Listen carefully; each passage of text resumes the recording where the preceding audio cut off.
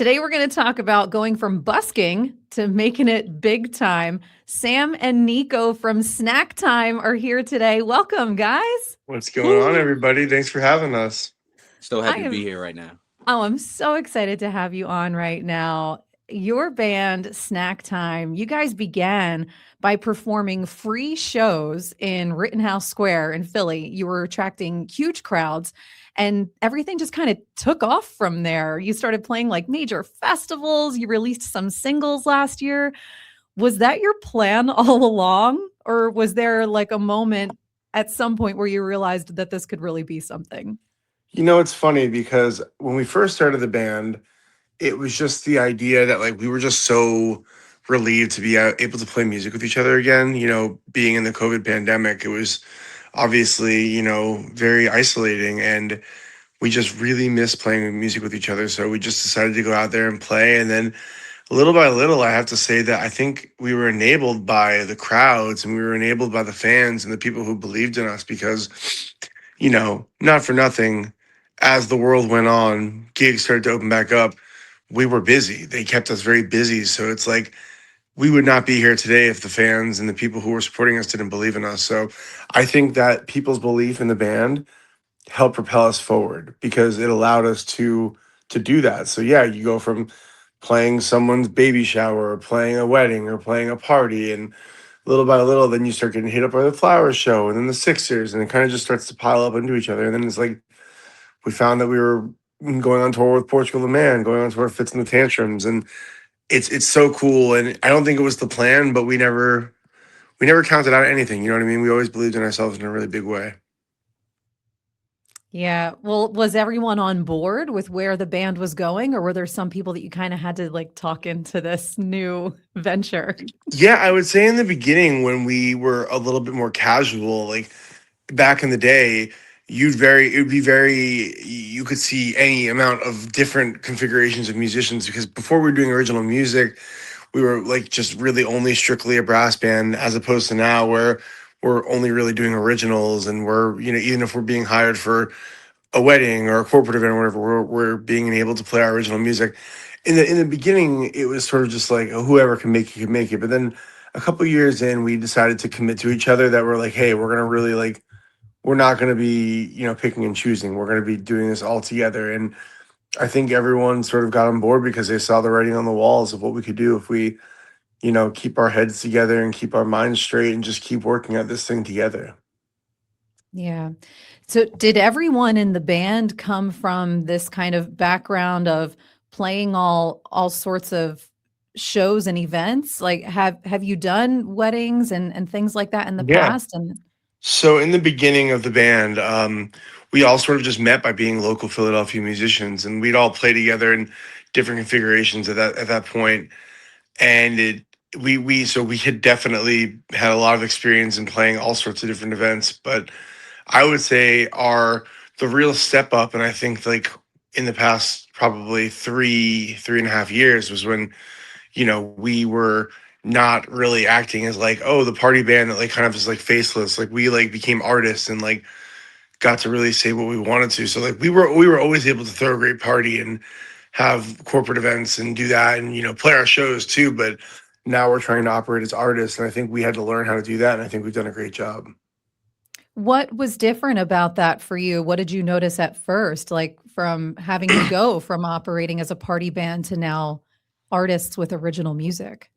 I think that it's something I'd actually, and I'm sure that Nico can comment on this as well, but um, there was something really amazing about it, but also very scary because like when you're playing a bunch of songs, like back in the original days, we'd have a handful of covers and a handful of originals, and you could play Pony, or you could play like Dance with Somebody or any one of those covers that everyone loves, and it really activates the crowd. So anything that comes before or after that, people are like already primed to be like, this is awesome. But like when you have to come and play in front of a crowd who may have never heard you before, when you go on tour to these new places, like they may have never heard you, and you're not leading with like songs they know. It was hard, but I think that like when people come up to you after the show and be like, hey, your song Enough has gotten me through a really tough time, or your song Sunshine really helped me in my relationship or anything like that. Like that's really special to us. So I think it's like one of those high risk, high reward situations. Yeah. Yeah. Shoot, I see the early days I let Sam talk a lot because baby boy been here almost a year. That's crazy. I still can't believe that. So prior to me joining the band, I was a solo artist, gigging around Philly, and that's how I met everybody. Just being amongst the scene, and being a fan of the guys. So I guess I have a twofold answer. My first part is my personal experience of doing my own solo music and putting that out there and whatnot, and performing it. So I understand that fear of, yeah, these people don't know these songs, but by the end of it, it's like, oh yeah, that was cool, that was cool. Um, so for me, at least when I came in, the guys were in full swing of original music, and I think my nervousness was like, interpreting the music in a way that was faithful to what the wax was, and also like is faithful to what I do as just as Nico and being integrated into the unit and whatnot. And I think um, with me being a fan of Snack Time, I've seen them go from being the party band in Rittenhouse and whatnot. Because I used to pull up sometimes and just be like, yeah, yeah. Because I swear to the cows come home, these guys are like my favorite band in Philly. And it trips me up that I'm a part of it still. But seeing them go from the party band to releasing original music and then going to on tour with Portugal the Man and whatnot, and then me being a part of the band when we went on tour with Fits and the Tantrums, that, oh my goodness, that's been something beautiful to witness and to be a part of. And so I always have this sort of like double mindset about it all. Like one half of me is like, as an artist, I'm like, this is awesome, right? Um, and then the other half of me is like, this is even more awesome because as a fan of Snack Time, I'm just so proud, you know. So yeah, that's just me. That's got to be a pretty wild experience to go from being a fan to now being a band member. I mean, do you still sometimes get stuck in your old mindset, like just in awe of these guys, and or like how do you balance that idea that you're in this band now? Like you're the person that people look at and go, "Wow." Yeah, that balance. It took me a minute to kind of wrap my mind around it because I'd look back and then Sam would do something on the bass, especially oh my goodness, I'm about to gush about these guys. So Sam's transition from the sousaphone to the bass has been amazing to see and to witness because like he doing some stuff. I'm like, oh, this is nasty. And I have to like catch myself from like turning back, be like, ugh, in the middle of the set. Austin do something, Larry do something, Eric, Ben, Mike. And at first I was like losing my mind on stage. Like my first two gigs, I remember I switched one of the lines because somebody played something and I was like, ooh, but just staying focused on the mission of performing and being in my lane and whatnot has been my thing. So I have to kind of put blinders on, but I'm always aware of when something happens. I just can't react as much. So I think that's been the balance, just staying focused. But And good one God, thing, I love these guys. if I can comment on Nico, it's like a big part, with someone being the lead singer of a band and being the front man of a band, like you have to, it's not enough to just come in and kind of just be like, I'm going with the flow. Like you have to immediately put your DNA into this thing. You have to assimilate, and not only assimilate in the way that like you have to know how to work with everybody, but you have to get on stage and be like, no, I've been here the whole time. This is my stuff. So Nico's done such a great job at helping the music get better and just sort of making the whole thing just sort of work together. He was just like this like nice beautiful drip of oil that has just like gotten the machine going so well. And it's really created a situation now where like writing music is way less stressful because when we were first starting to work on it and like we hadn't really understood the process as much, like let's say I started to write a song and then I had to send it out and then be like, hey, does anyone want to help me on this? Or but if I send something to Nico, be like, yo, here's this thing, I want you to try this and this and this and this, he'll get it back to me in 30 minutes, which is like such a beautiful breath of fresh air because like he cares, and he's like, not only does he care, he believes and shows what we can do when we all work together. So it's really cool. Sam, don't make me cry today, bro. I mean, let's talk about that sound that you guys work on together because it is kind of all over the place in a really good way. It goes in so many different directions. Is that intentional or is that just what happens when you get all of you in a room together? So I would say that I think for the first couple of years, and especially when you heard us at See Here Now, Mhm. we are so not only are we all very talented, but we're all very our tastes are very eclectic and they come from seven different worlds, seven different dudes who have been raised seven different ways. But I think now, especially with the music that we just recorded, we were just in Los Angeles for about a week and a half working on some new music. I think what we've tried to do now is take all of our tastes that we love and sort of distill them a little bit more so that, maybe you don't have one song that goes into like a post rock hardcore breakdown and then one song that's like a hip hop song and then one song that kind of sounds like EDM. Like we're trying to like really distill down the vibe of what Snack Time can bring while not trying to confuse our audience. So what we love to do is like, yeah, like we could be put in any situation and be told to play a certain kind of music and we can do it. But I think, like I said, with having Nico, we have started to found like what the sound of this band really is. And I think when you guys hear the music that's going to come out later this year and throughout, forever, hopefully we'll keep coming out with great stuff like this. You will notice that it's much more concentrated, but still just as beautiful and exciting. We hope. Yeah, I want to piggyback off that. We've learned cohesion. We're learning cohesion in sound.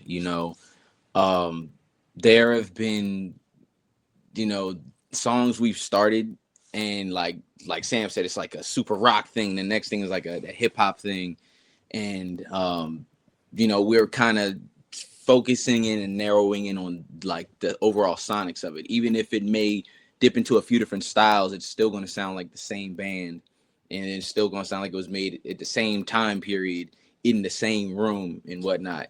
So it's going to be, the new stuff is definitely cohesive. It's expansive in the styles that we touch, but it feels like the same band. So yeah.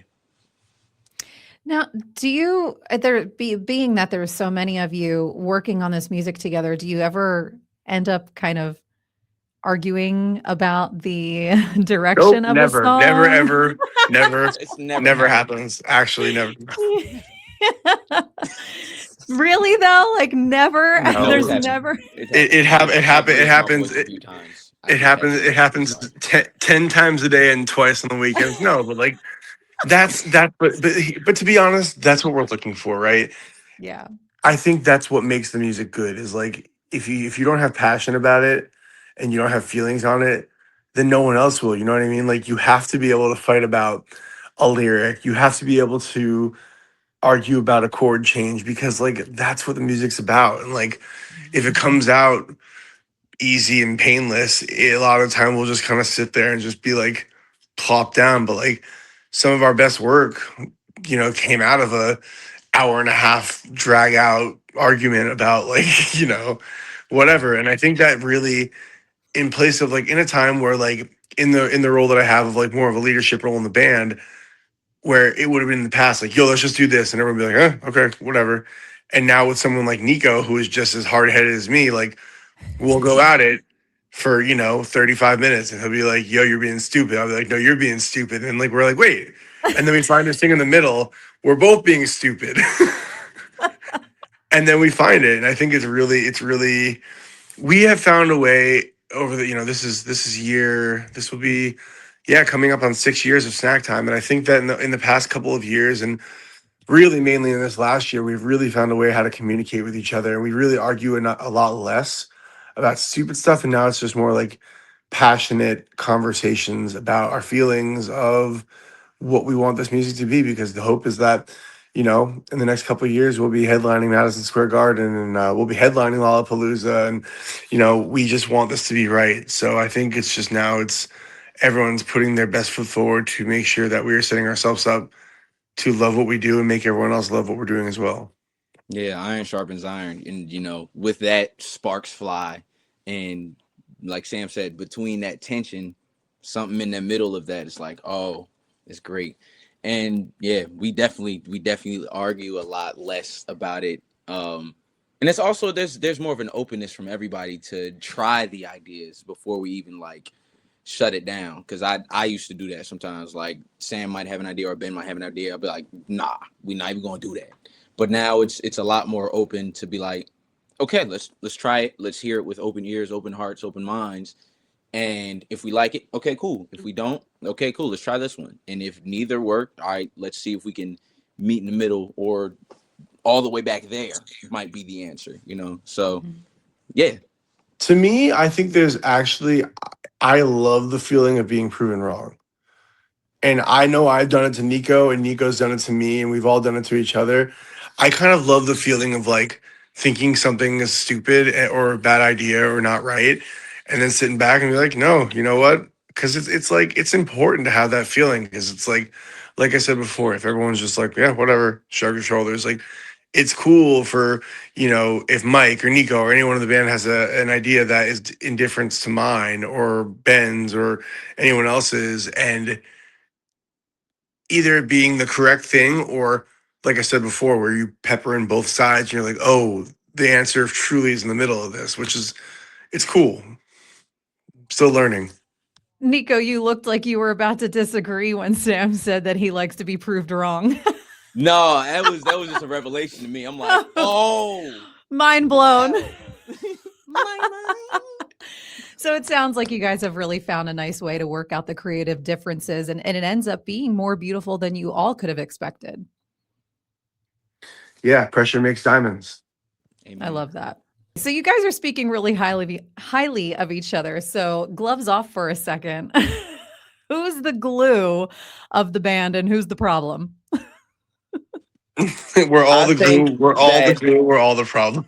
Yes, I was literally gonna say we're all the glue and we're all the problem. I think it just depends on the moment, the time, the space. What are we arguing about? Because sometimes I might be the peacemaker. Other times I'm the one who's turned all the way up. And I've gotten a lot better at settling down a bit. Sam, you can correct me if I'm wrong. No, absolutely.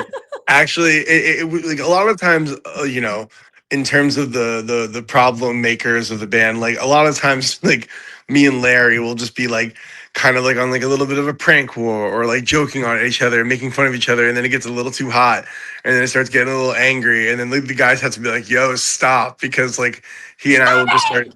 Well, yeah, like we'll start going really hard at each other, and everyone like has to cool us off, and like I know that might sound like a placating answer, but truly, I think that that's the true answer to life, right? Like, no one is the troublemaker and no one is the problem solver. Like, we have to meet in the middle, and we have to agree to like, if any one side is too bullheaded, it's just someone's going to be upset. So you have to not. It's like, don't placate each other, but you see each other eye to eye and realize like either way we could be okay if we just work on this.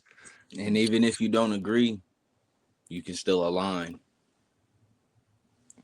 Yeah, that's all about compromise when it comes to a group this large. I mean, I guess it's an occupational hazard at some point. There's always going to be a disagreement, and there are going to be times where you're all on the same page, but it sounds like you really balance each other out really well. I agree. So I concur. since you guys do spend so much time together, sometimes it's got to feel kind of like a reality TV show. You know each other through the good, the bad, the ugly. So who of you would thrive on reality TV and who would get voted off immediately? I would thrive very well. I watch a lot of Real Housewives. I watch a lot of MTV The Challenge. I watch House of Villains. I watch The Traders. I think that I'm a little too sensitive for reality TV, I think. And I don't like lying, and I don't really I don't like having to make something up for a story. So I think I might also get voted off. But I think that honestly, I think that Austin would get voted off the show early, because Austin really doesn't play a lot of nonsense. And I think Austin would very quickly get voted off a reality show, because I think he would not want to play the game with these people. Do you agree with that, Nico? I definitely agree. I feel like Austin's Austin's just too real for all of that, man. He not gonna Yeah. go for it. If anybody was to thrive on reality TV or any sort of I think it's me. boy, I think it's me. I don't know. Listen, actually, I don't know. It might be a toss up for real because Sam We is a should. great, is a great You, television personality. you and I could do the Amazing Race together. We'll see what happens. I would Yes. love to see that. But also, I have to say that so like in terms of logistics, like me and Ben, the saxophone player, we do a lot of the tour managing. We do a lot of the planning. He and I would be really good on the Amazing Race. You We'd right. be. See, Ben got all of this up here. I got some of this, but like I don't know. Yeah, You know? me and Nico will find a reality TV show to be on, but I think we both be great. Yeah. Listen, I'm memeable. We going viral. Memeable. We going That's viral. you just coined that term. That's great. Well, I've got to imagine that things can get a little bit overwhelming at times. You know, like you mentioned, Nico, that you've had moments where you've had to kind of ground yourself. But who keeps you all grounded as a group when everything starts to feel a little chaotic around you? Probably Mike. Mike Plays trombone and keys. Yeah, he's like the realest of the band, and he's going to bring everybody down to reality and be like, this is what it is, and this is what it ain't. Now, how do you want to move forward? Yeah, he's very grounded. He's very he's able to maintain a really good measured way about himself. He looks at things in a non-emotional way, and I would say me and Nico are definitely on the hot side of the emotional side. You know, we are like the fiery emotional ones, and Mike is like super grounded. Ben is super grounded also, but I think Mike is a little bit more vocal in his when we need to come to Jesus. Yes. Yeah. You guys have such a strong hometown fan base. I mean, you know, there's nothing like the city of brotherly love, you know, when just starting in Philly and having these fans. I mean, you've created such a strong family surrounding you.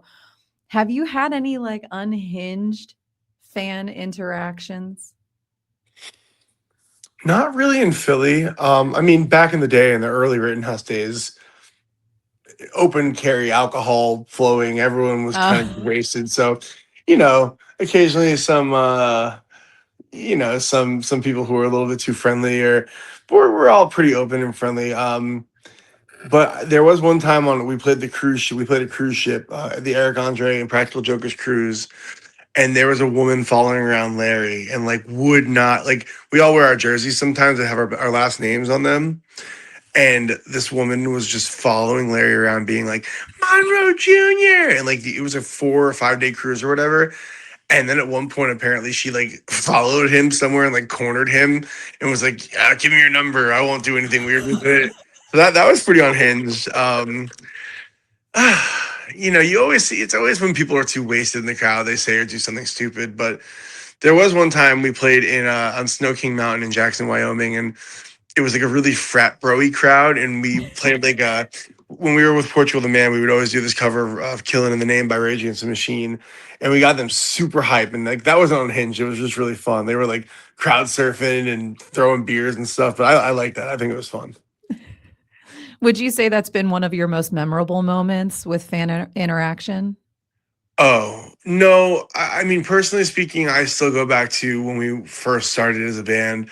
There was a young man who came up to us with a bag of wine, and he was like, "Hey, basically, I was about to walk to the bridge to kill myself, and I heard you guys, and I'm not going to drink anymore. So here's this bag of wine, and I wanted to thank you guys." And that's something that always sticks with me, is that like, regardless of what we do, regardless of how we feel, we have the power every single day to make someone's life a little bit better. And like, I think from that moment on has really given us all the context to like always be grateful for what we do and the power that music really can have. Like, you know, it's really easy to sometimes get a little lost in like the trying to become famous and Spotify and Instagram and all this stuff. But like, one to one, you could look somebody in the eyes and be like, "Your music saved my life." It's hard to beat that. That's absolutely incredible. I mean, how did you I know how you reflect on it now, but how did you guys react as a band in that moment? I mean, I think everyone is humble enough, and everyone has had love and loss enough in their life to know what that feeling means and what it feels like. And you know, I think we just, we're all grateful for the interaction, and we were grateful that he's okay. In the same time, and it's funny, we've met so many amazing people over the course of these years, and when we go on tour, we meet all these amazing people who tell us such kind things. But sometime in the early days too, when we were playing, there was a person who emailed us. They were like, "Hey, I've been deaf my whole life. I just got new implants, and because of like the vibrations of your band, I was able to hear music for the first time, and you were the first music I've ever heard in my whole life." And like, it's amazing. It's you can't. I don't know. It's like one of those things where you said like in the beginning, like, did you ever expect this to happen when you started Snack Time? It's like we came in with no expectation at all, and to like make these impacts in people's lives, and it just reminds you that like as far as we have to go, we've already done so much, and that's why we have songs about that. But it's really special to know we've touched so many people in a relatively short amount of time. That's pretty amazing. So, what's something, I mean, you've had all these amazing experiences so far. What's something that you want to try that you haven't had the chance to yet? That is a great question. Some I would like to try that I have not We gotta experienced. we gotta get Nico to try balut. What's that? That's the Filipino egg that I was eating, the baby chicken. No, no, you got that. I'm not. No, I can't. I don't know off the top of my head. What would I? Oh, I want to go skydiving. Oh, man. Whew. Yeah, I want the band to go skydiving. All 7 of us. Yeah. My dad always said, a Jewish man has no reason to jump out of a perfectly good plane.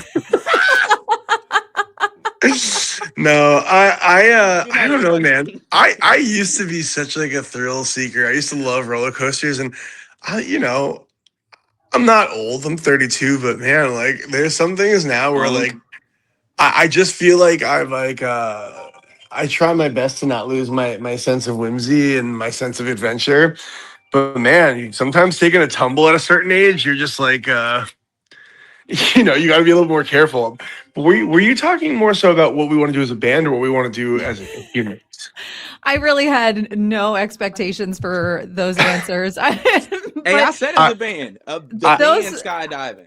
So you're saying there's no chance that there's going to be a Snack Time music video of everyone in the air free falling?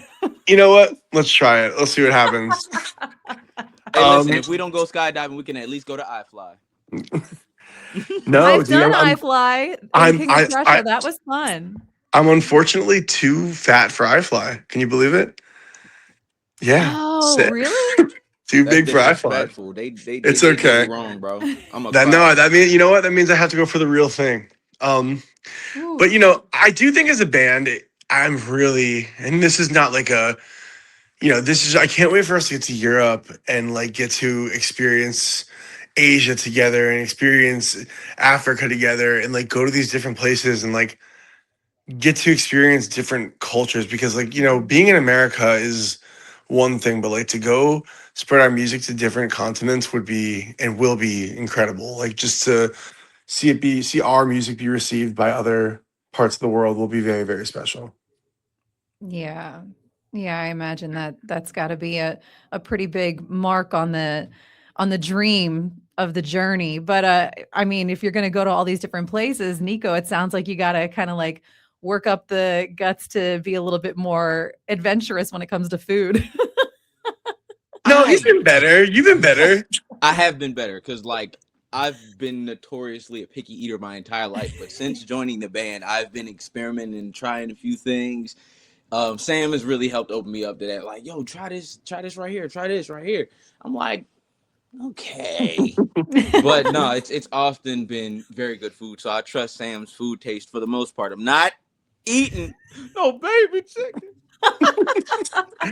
I actually, I don't know. Sometimes I get like offended, like of like, because me and Ben are like, we'll do a lot of research. Like we'll be driving and be like, yo, we're gonna go here for breakfast, here for coffee. Because like, I really hate spending money on food or drink and not loving it, because it's like, we're so used to in Philly having such a beautiful. I can throw a stone and get something delicious. So sometimes like we'll make this whole plan and then like someone will be like, no, I want Chick-fil-A, and I'll be like, and like I'll be like gritting my teeth. I'm like, fine, like we'll go get our thing and then we'll get their thing. I I'm I like, remember the what? last day in LA before we came back home. I forgot where y'all went, but me and Larry was like, no, we want to go to Yoshinama. And Sam was just like, what? What do you mean? There's a restaurant. So last time we were on the West Coast, we went to this Somali restaurant called Banadir Somali, which is right by the airport. And the woman was so nice to us, and she was like so sweet. And we rolled up to the place, and they were closed because it was Ramadan, and they were like closing or they were opening later.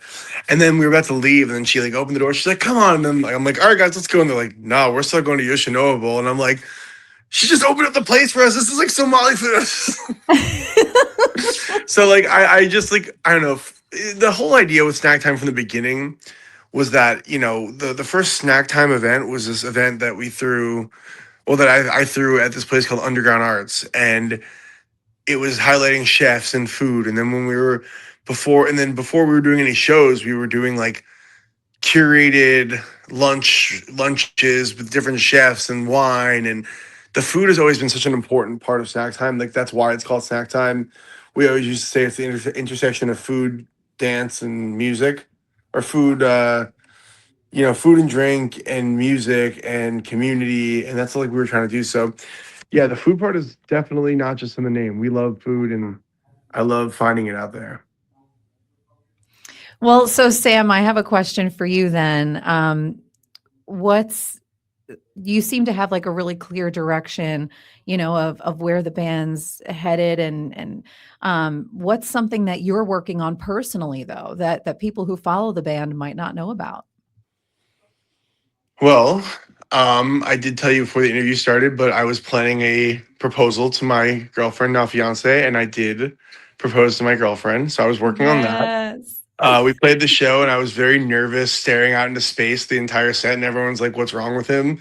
Because I was just like, obviously, I knew she was going to say yes, but like I was really nervous the whole time. But yeah, that was my big plan. We just bought a house, and we have a dog, and we'll be working on a family sooner than later. So that's the biggest plan.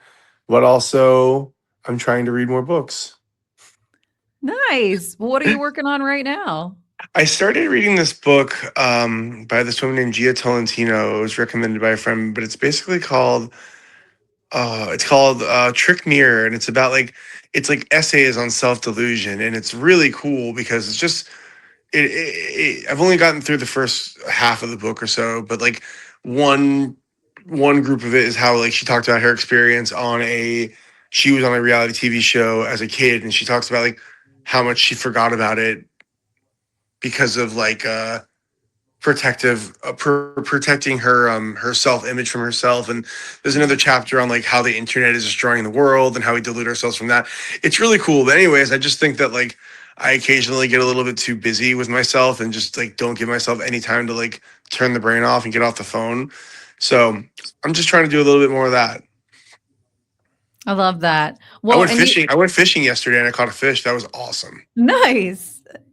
Was I it your was not first my time fishing? No, I grew up in Okay. Florida. But I'd been fishing before, but like I don't remember the last time I went. I like wasn't on my phone for probably 3 hours, and I caught a fish, and I didn't know I had the feelings of peace like I did when I was fishing. So that was really cool. Well, I know you've probably already told the story a million times since the actual proposal, but can you tell us the proposal story? Yeah, I mean, I told the guys that I was gonna do it. But I woke up really early in the morning. I met my mom because the ring was the setting was my great grandmother's, and it's like super probably 1910s.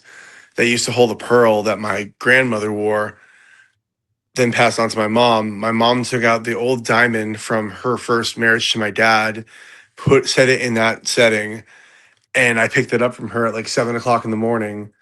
um, Drove up, and then after the show, I packed up all my gear and I brought her backstage, and I said, it would be a really great idea. And she said, "What?" And I said, "What if we spend the rest of our lives together?" And then I think she was really shocked because I think we both were just kind of like, And then Oh, it was really beautiful. We had family there. The whole band was there. It was a really really beautiful moment. And I'm usually not one for like get this on camera, and I didn't tell anyone to, but it was captured by many different people in many different angles, and I'm glad we'll have this, to look back on. that's amazing. Well, congratulations. That's so cool. Thank you so much. So for Nico, I know that we talked earlier about how, you've kind of learned how to ground yourself a little bit, when coming into the band, um, and, transitioning out of that mindset of being a fan into being a band member. But is there anything else you had to kind of unlearn about yourself since being in the band? Woo!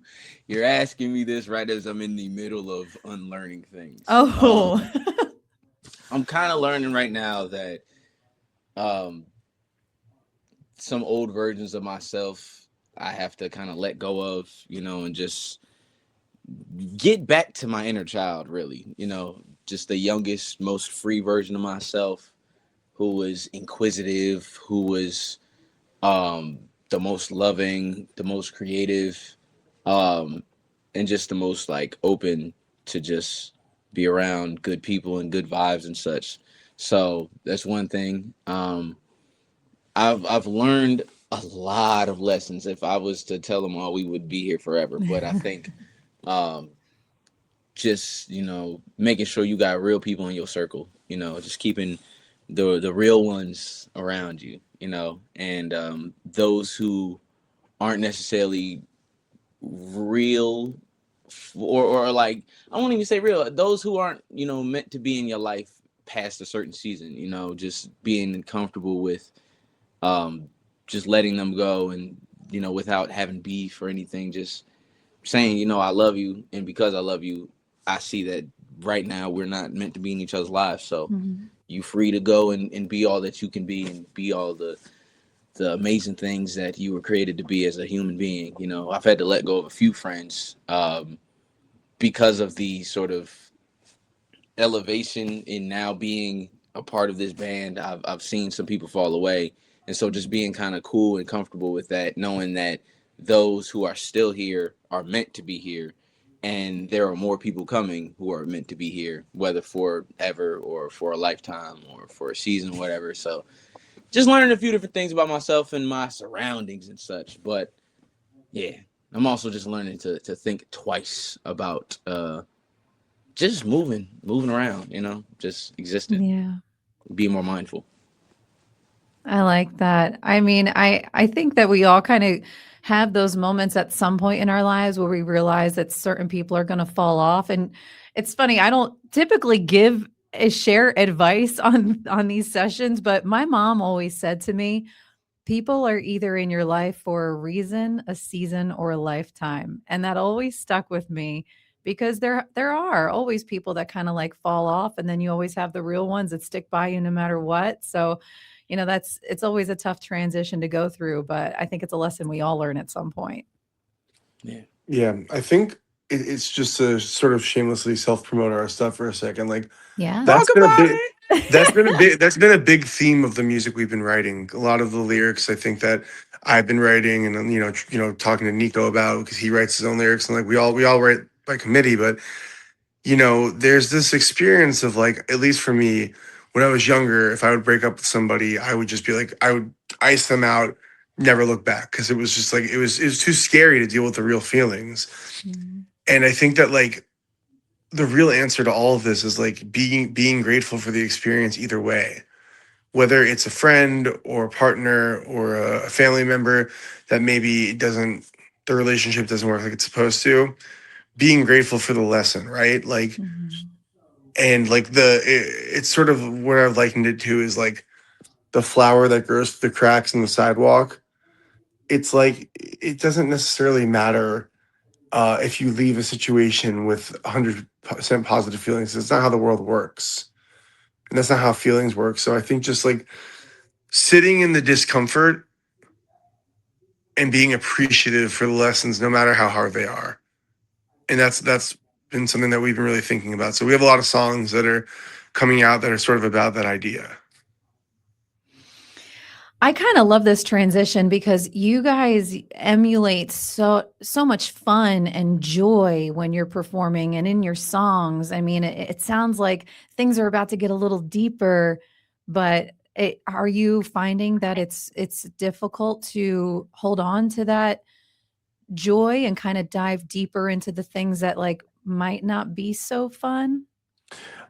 I mean, to me, it's something that really I've been wanting this for the band for a long time. I think back to all the bands that, you grow up listening to, or all the artists you grow up listening to. And like I said before, like how much music can help you. And I think that like we've been looking forward to for people to see this side of the band. Like it's fun to be a fun band, but you don't want to be the clowns the whole time. Like, we have lots of feelings, and believe me, you'll never be able to extinguish the fun and the love of Snack Time. But we're trying to show a side of this band that like has something more to say, about a lot of different things and a lot of more complex feelings. And we'll still party. Don't worry. You come to the show, you're not going to leave sad, but you know, we want to share our feelings that hopefully other people can empathize with, and maybe get a little bit of just a little bit of a healing for themselves to listen to these songs, and maybe the way we worked it out would help them too.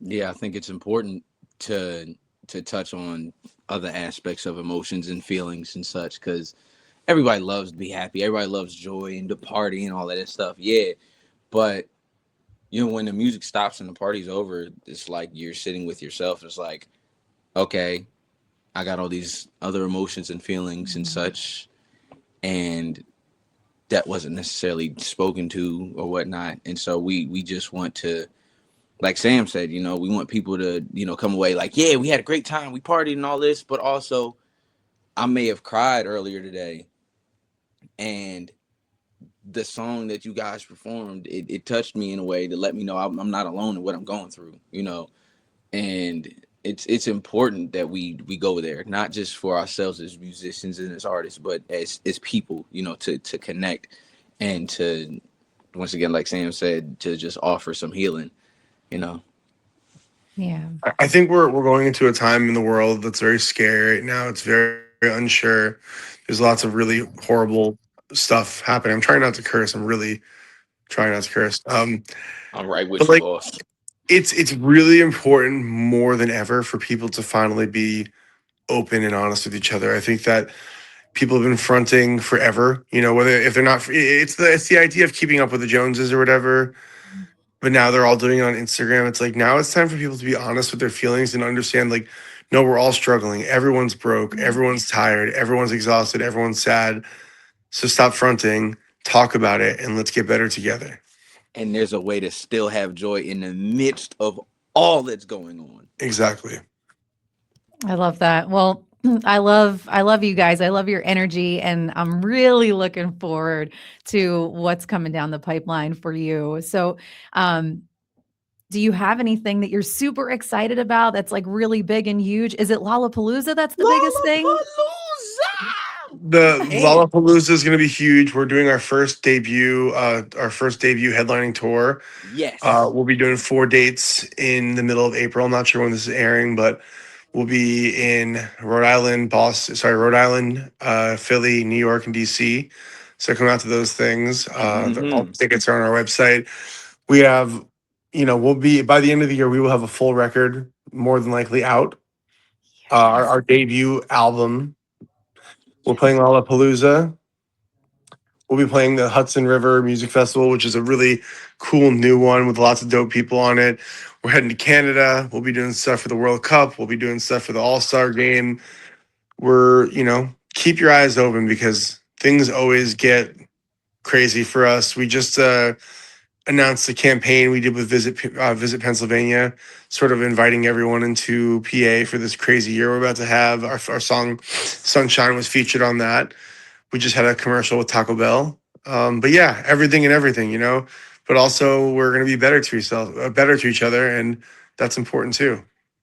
and better to ourselves. I heard you stumble on that, but no, that's important. Better to each other and better to ourselves. Exactly. Boom. Because you can't, I don't know if you can have one without the other. They both go hand in hand. For sure. Yeah. Yes. Well, thank you guys so much for your time today. Congratulations on all the success so far. And I mean, best of luck with the upcoming year. I'm so excited for what's coming up for you guys. And I love everything about every single one of you. And I'm so thrilled to have you on here today. It's been a joy. So thank you so much for joining me. Thank you for having us. And this has been absolutely great for us too. So thank you. Absolutely. Follow Snacktime on all socials. You can find them online. It's snacktimephilly.com. Yeah? That's the one. All right. Thank you guys so much. This was